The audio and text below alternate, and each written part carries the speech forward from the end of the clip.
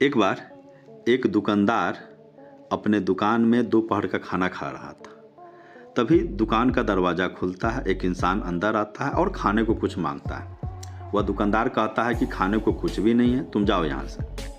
यह कहकर दुकानदार अंदर पानी के लिए चला जाता है। मौका पाकर वह इंसान थाली में रखा रोटी उठा लेता है और अपने पॉकेट में रख लेता है और पॉकेट में रखकर वह जाने लगता है। उसी समय खाने के टेबल पर रखा हुआ मोबाइल दुकान में बैठा दुकानदार का बेटा उठा लेता है और कुर्सी पर बैठकर वह चलाने लगता है। वह इंसान जब जाने लगता है तभी दुकानदार पानी लेकर लौटता है और देखता है कि उसका मोबाइल गायब है। वह तेज़ी से दौड़ता हुआ दरवाजे तक पहुंचता है और उस इंसान को पकड़ता है और एक जोरदार का झापड़ लगा देता है। उसे गाली देता है, भला बुरा कहता है, उसे चोर कहता है, चोर समझता है और उसकी तलाशी लेने लगता है। उसे दोबारा मारने की भी कोशिश करता है।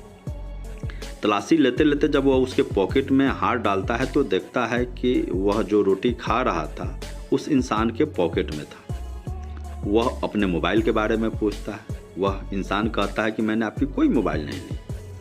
इसी पीरियड में उस दुकानदार की नज़र अपने बेटे पर पड़ती है और देखता है कि उसकी मोबाइल तो उसका बेटा चला रहा है। फिर वह उसको अपनी गलती पर एहसास होता है, गलती का एहसास होता है। वह इंसान रोने लगता है। दुकानदार उससे बहुत मनाने की कोशिश करता है। दुकानदार उसे रोटी देता है, कुछ और भी खाने को कहता है, अपनी गलती के लिए माफ़ी भी मांगता है। लेकिन वह इंसान भूखा जरूर था, लाचार जरूर था, पर साथ ही साथ स्वाभिमानी भी था।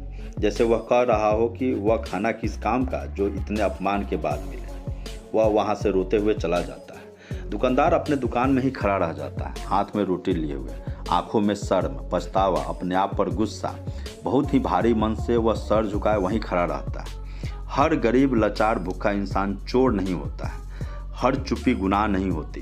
किसी को सज़ा देने से पहले एक बार, बस एक बार उसकी मजबूरी को समझना चाहिए, उसकी मजबूरी को बूझना चाहिए। वह रोटी चुराने आया था, फ़ोन नहीं।